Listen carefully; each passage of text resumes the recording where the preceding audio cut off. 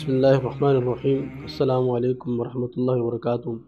नाज़रीन, आज हम बहुत ही अहम मौज़ू पर गुफ्तगू करेंगे। मुसलमानों के मिन जुमला बुनियादी अकायद में से दो बहुत अहम बुनियादी अकायद। नंबर एक, अक़ीदा ख़त्म नबूवत, यानी हज़ूर सल्लल्लाहु अलैहि वसल्लम अल्लाह ताला के आखिरी पैगम्बर हैं। और दूसरा अक़ीदा कि हज़रत सय्यदना ईसा अलैहिस्सलाम आज भी आसमान पर ज़िंदा मौजूद हैं और क़ुर्ब क़यामत वही बनी इसराइल वाले ईसा अलैहिस्सलाम दोबारा दुनिया में तशरीफ़ लेकर के आएंगे।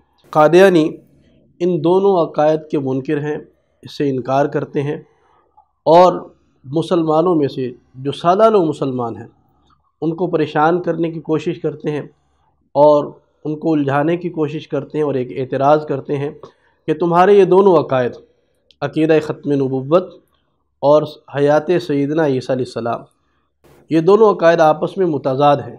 कि क़ादियानी कहते हैं कि अगर हज़रत ईसा अलैहिस्सलाम ज़िंदा हैं और क़यामत के करीब दोबारा दुनिया में तशरीफ़ लेकर आएंगे तो इस सूरत में आखिरी नबी तो वो कहलाएंगे, क्योंकि आपका अक़ीदा कि हज़ूर सल्लल्लाहु अलैहि वसल्लम आखिरी नबी और आपके बाद कोई नबी नहीं आएगा। तो ईसा अलैहिस्सलाम तो आ रहे हैं, तो इससे पता चला कि आखिरी नबी हज़ूर सल्लल्लाहु अलैहि वसल्लम न हुए बल्कि हज़रत ईसा अलैहिस्सलाम हुए।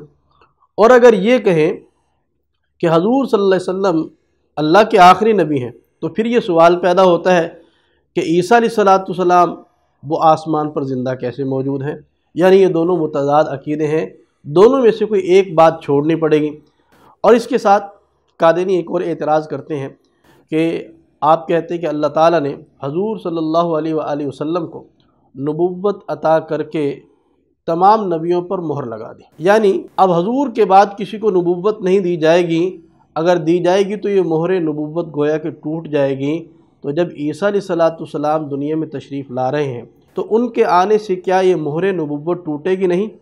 तो ये क़ादियानी एतराज़ करते हैं। इससे पहले कि मैं इसका कोई तहक़ीक़ी जवाब दूँ, मैं एक मिसाल देना चाहता हूँ। मिसाल के तौर पे एक आदमी, उसके 4 बेटे हैं और सबसे जो आखिर में पैदा हुआ उसका नाम ज़ैद है। अब सवाल ये पैदा होता है कि क्या ज़ैद के आखिरी होने के लिए पहले तीनों का मरना ज़रूरी है? तो यकीनन क़ादियानी भी यहाँ पर तो यही कहेंगे कि ज़ैद के आखिरी होने के लिए पहले 3 का मरना ज़रूरी नहीं है। तो हम कहते हैं कि जब ज़ैद के आखिरी होने के लिए पहले तीनों का मरना ज़रूरी नहीं है तो फिर हज़ूर सल्लल्लाहु अलैहि वसल्लम के आखिरी होने के लिए सय्यदना ईसा अलैहिस्सलाम की वफ़ात क्यों ज़रूरी हो गई? और इसी तरीके से अगर ज़ैद अपने बड़े भाइयों से पहले मर जाए तो फिर भी यही कहा जाएगा कि आखिरी बेटा ज़ैद ही है, ना कि ये कहा जाएगा क्योंकि ज़ैद पहले मर चुका है लिहाजा आखिरी अब ज़ैद नहीं रहा बल्कि जो पहले वाले हैं वो आखिरी होंगे। इसी तरीके से हज़ूर नबी करीम सल्लल्लाहु अलैहि वसल्लम अल्लाह ताला के आखिरी नबी हैं और आपके आखिरी होने की वजह से ना ईसा अलैहिस्सलाम की वफ़ात ज़रूरी है और ना ही हज़ूर सल्लल्लाहु अलैहि वसल्लम के हज़रत ईसा अलैहिस्सलाम से पहले दुनिया से पर्दा फरमा जाने से हज़ूर सल्लल्लाहु अलैहि वसल्लम के आखिरी होने के अंदर कोई शक व शुबा नहीं पैदा होता और इसमें कोई तज़ाद नहीं है, बल्कि आप सल्लल्लाहु अलैहि वसल्लम आखिरी ही रहेंगे और ईसा अलैहिस्सलाम वो ज़िंदा तस्लीम किए जाएंगे। वहाँ पर पैदाइश का एतबार है, सबसे आखिर के अंदर वो ज़ैद पैदा हुआ है। इसी तरीके से जैसे वहाँ पर पैदाइश को देखा जा रहा है तो यहाँ पर नबूव्वत के मिलने को देखा जा रहा है कि सबसे आखिर के अंदर नबूव्वत किसको दी जा रही है। तो लिहाजा इन दोनों अक़ीदों के अंदर कोई तज़ाद बयानी नहीं है। और ये जो क़ादियानी एक सवाल ये करते हैं, इश्काल ये करते हैं कि जब ईसा अलैहिस्सलाम आ जाएंगे और तुम्हारे नबी नज़दीक भी एक नबी का आना वो साबित है, तो ईसा अलैहिस्सलाम के आने से क्या ख़त्म नबूव्वत की मोहर वो टूटेगी नहीं? तुम कहते हैं कि बिल्कुल भी नहीं टूटेगी। ख़त्म नबूव्वत की मोहर टूटने का मतलब ये है कि आप सल्लल्लाहु अलैहि वसल्लम के बाद कोई ऐसा नबी आए जो नबियों की फ़हरिस्त के अंदर पहले शामिल ना हो, या जिसके आने से नबूव्वत की तादाद में इजाफ़ा हो जाए। हज़रत सय्यदना ईसा अलैहिस्सलाम, उनको नबूव्वत तो हज़ूर सल्लल्लाहु अलैहि वसल्लम से पहले मिल चुकी है, वो तो नबियों की गिनती के अंदर शुमार हो चुके हैं, तो उनके आने से नबूव्वत की मोहर कैसे टूटेगी? तो ना तो नबियों की तादाद में इजाफ़ा हो रहा है और ना ही कोई और बाहर से बंदा आ रहा है کہ جو نبوت کا دعویٰ کرے، اس کو بھی ایک مثال سے سمجھیے۔ اس کی مثال ایسے سمجھیں کہ جیسے ایک کمرہ ہے اور اس کے اندر 10 بندوں کے بیٹھنے کی گنجائش ہے۔ وہ 10 بندے اس کمرے کے اندر بیٹھ چکے ہیں۔ اب اس کمرے کے اندر 11ویں بندے کی گنجائش نہیں ہے۔ اگر باہر سے کوئی بندہ آتا ہے اور اندر جانے کی کوشش کرتا ہے تو باہر بیٹھا ہوا چوکی دار وہ اس کو روک دے گا کہ بھائی صاحب آپ کے اندر جانے کی گنجائش نہیں ہے، کیونکہ یہ کمرہ فل ہو چکا ہے۔ اور اگر اسی کمرے میں سے ایک بندہ کسی کام سے باہر جاتا ہے اور تھوڑی دیر کے بعد دوبارہ واپس آنا چاہے تو چوکی دار اس کو نہیں روکے گا۔ کیوں؟ وہ اس لیے کہ وہ اس کمرے کے افراد میں پہلے شمار کیا جا چکا ہے۔ اب وہ دوبارہ آئے، 6 بار آئے، اس کو کوئی روکنے والا نہیں ہے۔ اگر وہ روکے گا تو اس کو کہے گا کہ بھئی مجھے کیوں روکتے ہو، میں تو پہلے ان افراد میں سے ہوں، میرے آنے سے اس کمرے کے اندر کوئی زیادتی نہیں ہوگی۔ اسی طریقے سے عیسیٰ علیہ السلام کو حضور نبی کریم صلی اللہ علیہ وسلم سے پہلے چونکہ نبوت مل چکی، جب دوبارہ بھی دنیا میں تشریف لائیں گے تو نبیوں کی تعداد میں اضافہ نہیں۔ اگر مثال کے طور پر کم و بیش 1,24,000 پیغمبر ہیں تو عیسیٰ علیہ السلام جب دوبارہ دنیا میں تشریف لائیں گے تو پھر بھی 1,24,000 ہی رہیں گے۔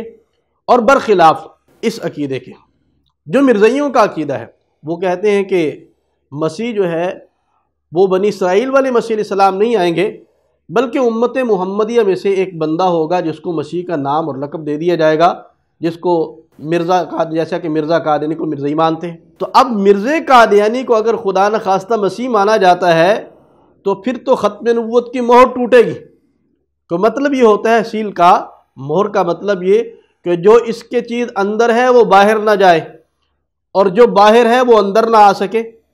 یعنی نبیوں کی تعداد جو اللہ تعالیٰ نے مقرر کر دی ہے اس تعداد میں اضافہ نہیں ہوگا، یعنی ان میں سے کوئی باہر نہیں جا سکتا اور باہر سے کوئی اندر نہیں آ سکتا۔ اگر مرزا قادیانی اس کو مسیح مانا جاتا ہے، اس کو خدا نخواستہ نبی مانا جاتا ہے تو مہر تو ٹوٹ گئی اور نبیوں کی تعداد کے اندر بھی اضافہ ہو گیا۔ اگر پہلے 1,24,000 پیغمبر تھے تو اب 1,24,000 اور 1 ہو گیا۔ تو اس صورت کے اندر اب نبوت کی مہر باقی نہیں رہتی، لہذا یہ کہنا کہ وہ مسیح نہیں آئیں گے اور ان کی جگہ کوئی اور مسیح آئے گا، یہ عقیدہ بالکل بھی ٹھیک نہیں ہے۔ اور قادیانی یہ جو ان دو عقیدوں کے اندر تضاد پیدا کرنے کی کوشش کرتے ہیں، اس کے اندر قطعاً کوئی تضاد نہیں ہے، جیسا کہ ہم نے آپ کو مثال سے بیان کر دیا۔ اب میں تحقیقی جواب کی طرف آتا ہوں کہ اس کا تحقیقی کے جواب کیا ہے۔ اس کا جواب آج سے کئی سو سال پہلے علامہ زمخشری رحمۃ اللہ علیہ وہ دے کر جا چکے ہیں۔ وہ یہی سوال اٹھاتے ہیں کہ اگر سیدنا عیسیٰ علیہ السلام زندہ ہیں تو آپ صلی اللہ علیہ وسلم کے خاتم النبیین ہونے کا کیا مطلب ہوا؟ تو فرماتے ہیں فَإِن قُلْتَ كَيْفَ كَانَ آخِرَ الْأَنْبِيَاءِ وَعِيسَىٰ يَنزِلُ فِي آخِرِ الزَّمَانِ قُلْتُ مَعْنَىٰ كَوْنِهِ آخِرَ الْأَنْبِيَاءِ أَنَّهُ لَا يُنَبَّأُ أَحَدٌ بَعْدَهُ وَعِيسَىٰ مِمَّن نُبِّئَ قَبْلَهُ۔ وہ کیا فرماتے ہیں کہ اگر تو یہ کہے کہ آپ صلی اللہ علیہ وسلم کس طرح آخری نبی ہو سکتے ہیں، حالانکہ عیسیٰ علیہ السلام آخری زمانہ میں نازل ہوں گے، تو اس کے جواب میں یہ کہتا ہوں کہ آپ صلی اللہ علیہ وسلم کے آخری نبی ہونے کا معنی یہ ہے کہ آپ صلی اللہ علیہ وسلم کے بعد کوئی شخص نبی نہیں بنایا جائے گا۔ اور حضرت عیسیٰ علیہ السلام ان میں سے ہیں، ان لوگوں میں سے ہیں جو آپ صلی اللہ علیہ وسلم سے پہلے نبی بن چکے ہیں۔ یعنی جو بات ہم نے عرض کی کہ حضور صلی اللہ علیہ وسلم کے خاتم النبیین ہونے کا مطلب یہ ہے کہ آپ صلی اللہ علیہ وسلم کے بعد کسی کو نبوت نہیں دی جائے گی۔ اور علامہ زمخشری مرزا قادیانی کی نظر کے اندر ان کا کیا مقام اور مرتبہ ہے، یہ روحانی خزائن جلد نمبر 21 اور صفحہ نمبر 381۔ اور ہم بیان کر چکے ہیں کہ زبان عرب کا ایک بے مثل امام جس کے مقابل پر کسی کو چوں چراں کی گنجائش نہیں، یعنی علامہ زمخشری۔ عیسیٰ علیہ السلام جو ہے ان کے آنے سے نہ حضور صلی اللہ علیہ وسلم کی ختم نبوت میں کوئی فرق پڑے گا اور نہ ہی حضور کے خاتم النبیین ہونے سے یہ بات لازم آتی ہے کہ حضرت عیسیٰ علیہ السلام وہ وفات پا چکے ہوں، اور نہ ہی حضرت عیسیٰ علیہ السلام کے آخر زمانہ میں تشریف لانے سے ختم نبوت کی مہر پر کوئی اثر ہوگا۔ لہذا یہ قادیانی کا اعتراض کرنا بالکل بے بنیاد ہے۔ دعا ہے کہ اللہ تعالیٰ تمام مسلمانوں کے ایمان کی حفاظت فرمائے اور تمام فتنوں سے محفوظ رکھے، بالخصوص فتنہ مرزیہ سے پوری امت مسلمہ کی حفاظت فرمائے۔ وآخر دعوانا ان الحمد للہ رب العالمین۔ مزید ویڈیوز کے لیے ہمارا پیج لائک کریں اور یوٹیوب چینل سبسکرائب کریں۔